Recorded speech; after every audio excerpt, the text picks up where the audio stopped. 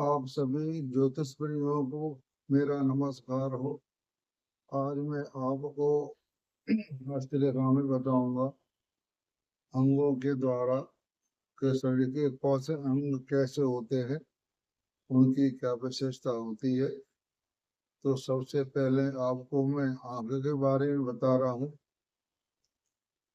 आंखें मन के झुकाव के वो बताती है कि मन इसका कैसा है। आंखों से आंखों की बनावट पर बताया जाएगा कि छोटी है या मध्यम है या बड़ी है। तो आंख के बारे में आपको बता रहा हूँ, ध्यान से सुनना। पहले तो मैं आपको बता रहा हूँ कि जिसकी गर्दन लंबी होती है वो आदमी एक तरह का, उसमें बुद्धि कम होती है। पुरुष की गर्दन लंबी हो तो उसके अंदर बेवकूफपना होता है, और स्त्री की लंबी हो तो वह सुंदर मानी जाती है। मोटी गर्दन जिसकी होती है वह स्वार्थी या दौलतमंद माना जाता है। वह जिसकी मोटी गर्दन होती है वह स्वार्थी माना जाता है या पैसे वाला भी माना जाता है। टेढ़ी गर्दन जिसकी होती है उसको हम कह सकते हैं गरीब है। जिसकी ऊंची गर्दन हो, ऊंची ऐसे करके ऊंची गर्दन हो, वह चोर या बदमाश। ऊंची गर्दन ऐसे ऊंची गर्दन हो, वह चोर या बदमाश का गुण होता है। जिसकी छोटी गर्दन होती है वो जी हजूरी करने वाला होता है। जिसकी छोटी गर्दन होती है वो जी हजूरी करके अपना काम चलाता है। और जो बात करता है ना, उसका जब गला फूल जाता है तो वो आदमी मतलबी होता है, अपना मतलब सिद्ध किया और चल भैया। जिसकी नाक की नोक मोटी या गांठदार, ये जिसकी नाक मोटी गांठदार होती है वो खुद गर्ज होता है। बड़ी गर्दन और गांठदार नोक, बड़ी और गांठदार नोक सुलह पसंद। नाक बड़ी हो, गांठदार हो, नोकदार हो तो अच्छा माना जाता है। चौड़ी जिसकी नाक होती है वो आदमी मंद बुद्धि का माना जाता है। जिसके नथुने नथुने होते हैं, ये फिर सुराख नाक के, जिसके नथुने चौड़े होते हैं वो आदमी मतलबी और क्रूर होता है। जिसके ये कम चौड़े होते हैं, नथुने कम चौड़े होते हैं, वह अक्लमंद, घमंडी और शर्मसार होता है। जिसकी नरम फैले हाथ जिसके नरम फैले हाथ होते हैं वो सुस्त और मंद भाग्य वाला होता है। और जिसके सख्त और मजबूत होते हैं वो धीरज रखने वाला होता है। जिसके छोटे हाथ हो वह गुलामी वो जिसके छोटे हाथ होते हैं वो गुलामी रहता है, मतलब उसका जीवन सही नहीं जाता। जिसके लंबे हाथ होते हैं उसकी इज्जत से रहने वाला होता है। लंबे हाथ यानी जिसके होते हैं, हाथ लंबे होते हैं, वो अच्छा माना जाता है। जिसका बेडोल लंबा हाथ, मतलब ये है कि बेडोल वो लंबा हाथ, जिसका हाथ की लंबाई हो, बनावट सही नहीं हो तो वो क्रूर आदमी और बेरम और मंद भागी होता है। और झुककर चलने वाला होता है वो अक्लमंद। जो आदमी झुककर चलता है वो अक्लमंद और मेहनती होता है।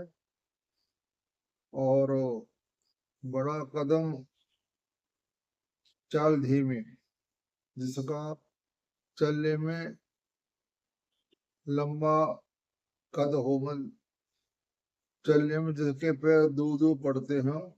बड़ा कदम चाल धीमी, बड़ा कदम और चाल धीमी। चाल मतलब धीमे चलता है, वो लालची को बुरा करने वाला होता है। एक जगह चैन से न बैठने वाला कंजूस हानि पहुंचाने वाला होता है। पांव की उंगलियों के नाखून तांबे रंग के,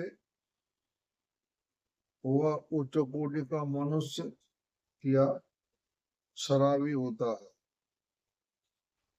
उसके बाद हम बताते हैं आगे, पैरों के अंगों का विश्लेषण।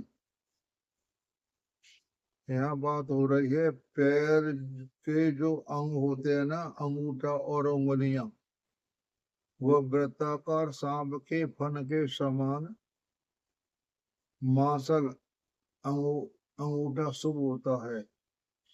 यानी जिस मनुष्य का पैर का अंगूठा वृत्ताकार या सांप के फन के समान होता है, चौड़ा गोलाई सांप की फन की तरह वह शुभ होता है। और पैर के अंगूठे का बहुत मोटा होना भी अच्छा माना जाता है। यानी कहने का मतलब ये है कि पैर का अंगूठा मोटा होता है वो शुभ माना जाता है, लेकिन जो बगल वाली अनामिका उंगली होती है पैर की, उससे छोटा नहीं होना चाहिए, उसी के बराबर होना चाहिए। पैर के अंगूठा ऊपर या नीचे झुका हुआ हो, पैर का अंगूठा है ऊपर या नीचे, ऊपर या नीचे, दर दर भटकने वाला तथा परिवार का सुख ही नहीं मिलता। जिसका अंगूठा ऊपर की तरफ हो या नीचे की तरफ झुका हो, वह दर दर भटकने वाला होता है। पैर के अंगूठा जिसका पिचका होता है, पैर का अंगूठा जिसका चपटेपन पे होता है, वह सुखहीन होता है। छोटे टेढ़े लंबे अशुभ, अंगूठा छोटा हो, टेढ़ा हो, लंबा हो ज्यादा, तो वो अशुभ माना जाता है। जो सर्वोत्तम पैर होता है वह कमल के समान लाल एवं कोमल, नाखून वम्रवर्ण एवं चुकने, उंगलियों पर घनी पादपष्ट, कछुए की तरह जिसका पैर होता है, जो कछुआ होता है ना गोल सा, तो वो अच्छा माना जाता है। और जिसकी नसी दिखाई न दे, पेट में पसीना न आता हो, एड़ियां सुंदर जिनमें गर्मी, ऐसे व्यक्ति उच्च पद पर शासकीय अधिकारी, यशस्वी, धनवान, बड़े मठाधीश, ऐश्वर्यवान होते हैं। पैर की उंगलियां परस्पर मिली होना चाहिए, कुछ लंबी, नाखून सामान्य, त्वचा कोमल, ऐसे व्यक्ति, यानी पैर की उंगलियां ऐसे मिली होनी चाहिए, दूर दूर नहीं होना चाहिए, इस तरह से पैर की उंगलियां ऐसे मिली होना चाहे, औरत हो या आदमी हो, वो अच्छी मानी जाती हैं। अगर जिसका पैर का पंजा खुलेपन पे हो, इस तरह से थोड़ा गैप हो पैर की उंगलियों में, वो अच्छा नहीं माना जाता है। तलवे कोमल हो, गेरुआ रंग हो, नाखून सर्पाकार, नए सामान ढंग से उभरी हुई उंगलियों पर छोटे छोटे बाल, ऐसे मनुष्य व्यवहार कुशल, गणित एवं विज्ञान में रुचि वाले माने जाते हैं। और तलवे जिसके भूरापन लिए हुए हो, त्वचा कठोर हो, पसीना आता हो, नाखून चपटे हो, लंबे, ज्यादा चौड़े, टखने निकले हुए, टखने जो पैर के टखने होते हैं बगल में, पैर के टखने होते हैं बगल में, वो ज्यादा निकले नहीं होना चाहिए। ऐसे लोगों का भाग्य साथ नहीं देता। और स्त्री का जो पैर होता है वह चिकने पैर, संतुलित पैर, नख ताम्र, नख उसके तांबे जैसे रंग के हो, मामूली सा तांबे जैसा उन्नत कोमल केश रहित ऐसे मनुष्य राजसी एवं प्रतिभाशाली होते हैं। पाद पृष्ठ लक्षण ऊपर की पुष्प की तरह, यानी उसका पैर हो ऊपर की पुरुष की तरह, उसका पैर बड़ा है स्त्री, और उत्तम अंगूठा हो गोल ताम्रवर्ण, बहुत शुभ माना जाता है। और नसें जिसमें दिखाई देती हो पैर में, वह भी रोगी और दरिद्री होता है। जिसका लंबा हो खर्चीला स्वभाव का, प्रेम में सफलता कम मिलती है। और मोटा और बड़ा जिसका होता है वो भाग्यहीन होता है, यानी ज्यादा मोटा हो बड़ा हो वो भी भाग्यहीन होता है। अब पुरुष के उंगलियों के बारे में बता रहे हैं। जिस पैर की उंगलियां घिरी घिरी घिरी चपटे टेढ़ी मेढ़ी नसें दिखने वाले मनुष्य निर्धन होता है। पैर की उंगलियां गिरगिरी यानी आपस में फैली हुई है, ऐसे फैली हुई हो तो वह नसें दिखाई देती हो तो वह मनुष्य निर्धन होता है। और उंगलियां लंबी हो, तर्जनी और अंगूठी से आगे निकली हो। जिसकी उंगली अंगूठे वाली बगल की उंगली अंगूठी से ज्यादा लंबी हो और अंगूठे से आगे निकली हो तो सुखी माना जाता है। ज्यादा नहीं, अंगूठे से थोड़ी लंबी होनी चाहिए, उंगलियां लंबी हो, तर्जनी और अंगूठे से आगे निकली हो तो वो अच्छी मानी जाती है। अंगूठे से तर्जनी अंगूठे से तर्जनी छोटी हो, यानी अंगूठे की बगल वाली अंगूठी छोटी हो तो कलेशकारक निर्धन भौतिक साधनों की कमी वाला मनुष्य होता है। और यह उंगली छोटी या बड़ी हो तो मध्यम जीवन। और अनामा का मध्यमा उंगली यानी नंबर 2 की उंगली, एक अंगूठा हो गया, एक बगल वाली उंगली हो गई, एक मध्यमा उंगली हो गई नंबर 2 की। या तो पत्नी को हानि या पति हानि, यानी उसकी पति या पत्नी की मृत्यु होने का संदेह रहता है। तर्जनी छोटी हो तो मध्यम जीवन। और मध्यम उंगली या नंबर 2 की उंगली छोटी हो तो वो भी पति या पत्नी को कष्ट पहुंचाने वाली होती है। नंबर 3 की उंगली, पैर की नंबर 3 की उंगली, ये उंगली का नंबर हम ले रहे हैं अंगूठे से, 1 2 और नंबर 3। नंबर 3 की उंगली छोटी हो तो व्यक्ति दूसरों को, स्त्री को बुरी नजर से देखने वाला होता है, स्त्री हो या पुरुष हो। यह उंगली नंबर 3 की पैर की उंगली छोटी हो तो दूसरों के, स्त्रियों को या पति, औरतों को या पति और मर्दों को देखने वाली होती है, उसका व्यवहार अच्छा नहीं होता। और सबसे छोटी उंगली जो होती है नंबर 4 की, तब भी यही फल होता है ऊपर जैसा। ये छोटी उंगली होना शुभ नहीं माना जाता। और तरजीह नंबर 1 ठीक है, नंबर 4 लंबी हो धनवान होता है। नंबर 1 की और 2 की उंगली लंबी हो तो धनवान होता है। सभी उंगलियां गोलाई के रूप में समान हो, पुष्ट हो, यानी सभी उंगलियों की जो गोलाई होती है वह ऐसे गोलाईपन हो तो वो अच्छी मानी जाती है। पैर की उंगलियां फैली हो तो दासवृत्ति, यानी लोगों की सेवा करने वाला व्यक्ति होता है। नंबर 2 की उंगली अधिक छोटी हो तो दुखी।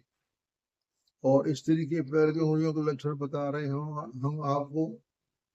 पैर के अंगूठे चौड़े, आगे से गोल, ये विधवा का सूचक है। स्त्री के पैर का अंगूठा चौड़ा, आगे से गोल, यह विधवा की निशानी है। एड़ी कम चौड़ी हो, ये भी कुलक्षणा विधवा योग।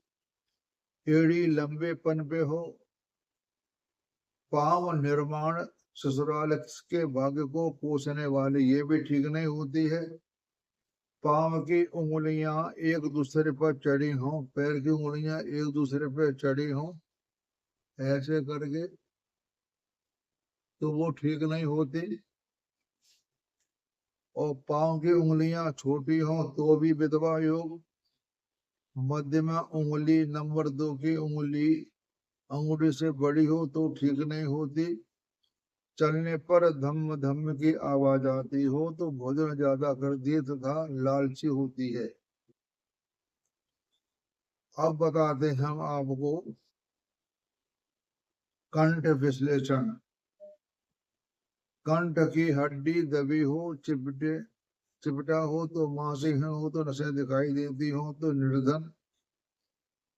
कंठ कहते हैं इसको, ये है कंठ। ये कंठ की हड्डी दबी हो तो चिपटा हो तो मांसहीन हो, नसें दिखाई देती हो निर्धन। ये पुरुष के बारे में बता रहे हैं, कंठ के बारे में। पुरुष का कंठ ऐसा हो। कंठ की हड्डी उभरी हो तो सफलता देर में मिलती है। और कंठ की हड्डी बहुत उभरी हो तो सफलता नहीं मिलती। जिसका ये कंठ ज्यादा उभरा होता है उसको भविष्य में कभी सफलता नहीं मिलती।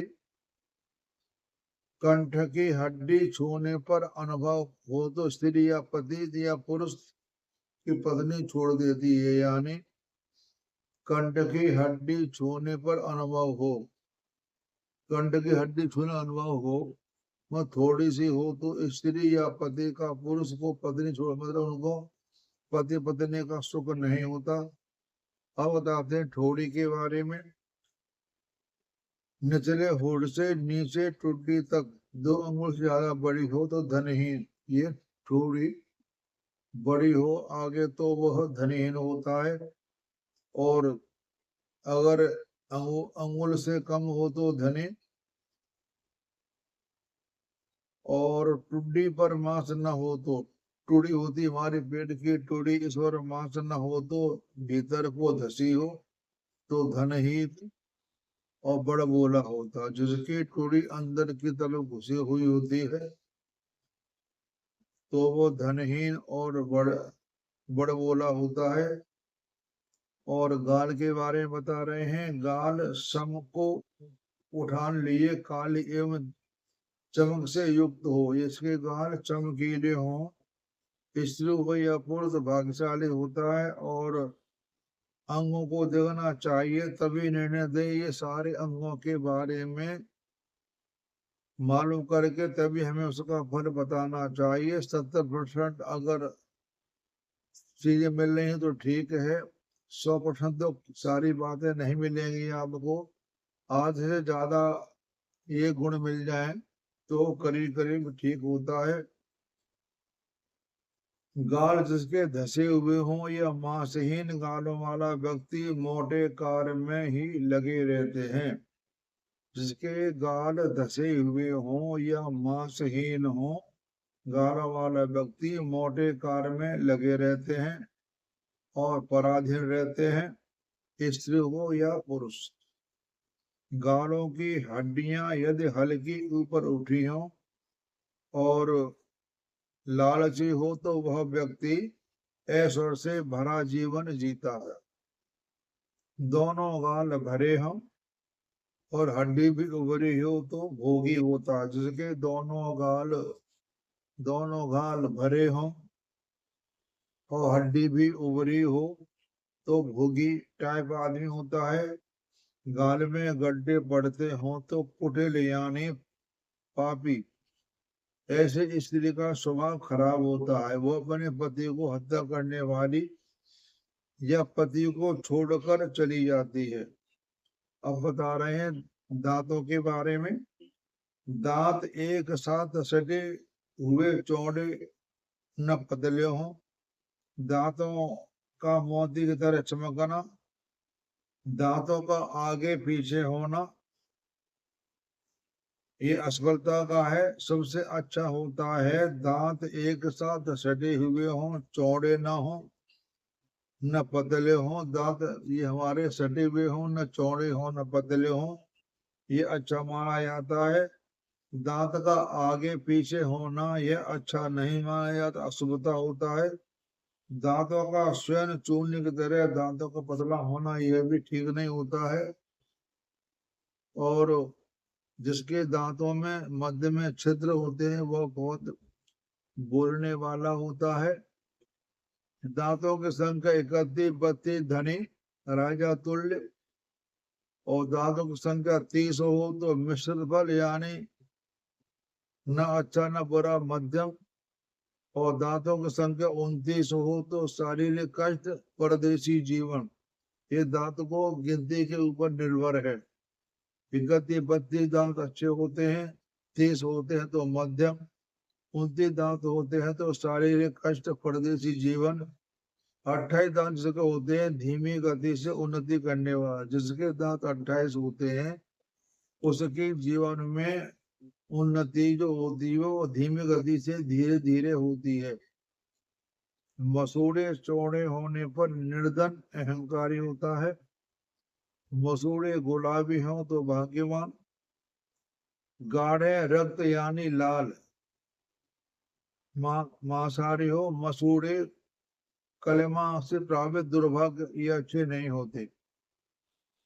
जीव के लक्षण बताते हैं कि कमल की पंखुड़ी के समान लंबी जीव को ज्यादा मोटी या पतली, राजा समान सुखी जीवन। जिसकी जीव कमल की पंखुड़ी के समान हो, बनी हुई हो, आगे थोड़ी पतलेपन पे हो, यह अच्छी मानी जाती है।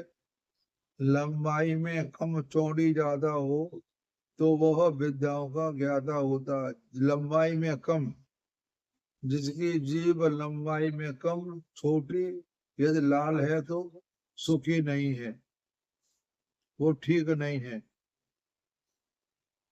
और जीव लालमा लिए हुए निर्धन कुटिल। जीभ लंबी हो तो आत्मबल प्रबल होता है, अच्छा होती है। जीभ लंबी होना अच्छी बात है। श्वेत जीव हो तो शौच आदि कार्यों का ख्याल रखने वाला।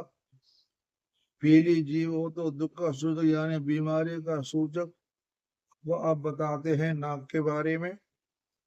तोते के समान नुकीली व चमकीली। जिसकी नाक तोते के समान नुकीली चमकीली हो अच्छी होती है।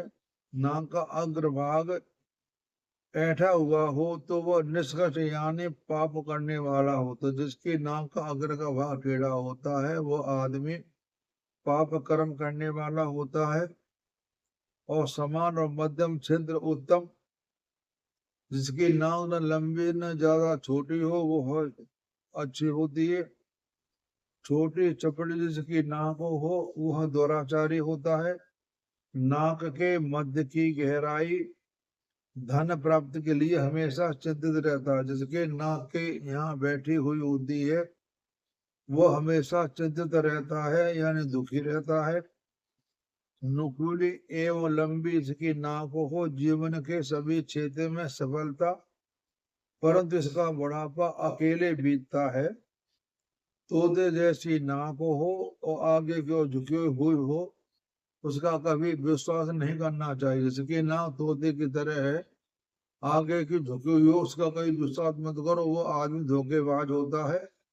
अब बताते हैं कान के बारे में। छोटे कान वाला भोगी प्रवृत्ति वाला, लंबे बड़े कान वाला सौभाग्यशाली, गोल कान वाला धनी।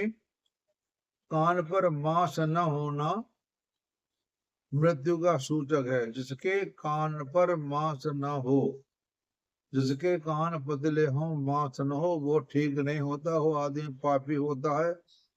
शंकु के समान कान वाला दीर्घायु। जिसके संग जैसी गर्दन होती है वो दीर्घायु और धनी माना। जैसे संघ की बनावट होती है ना, संघ की बनावट वाला की गर्दन होती है वो धनी होता है। ऊपर से मोटा नीचे पतला, कान पर बाल हो तो दीर्घायु, जिसके कान पर बाल होते हैं उसकी लंबी आयु होती है। अब बताते हैं आंख के बारे में। जिनके नेत्र समान आकार के, काली पुतली विशाल, जिसकी आंख की पुतली काली होती है वो अच्छी मानी जाती है। और शहद के रंग वाला पिंगल,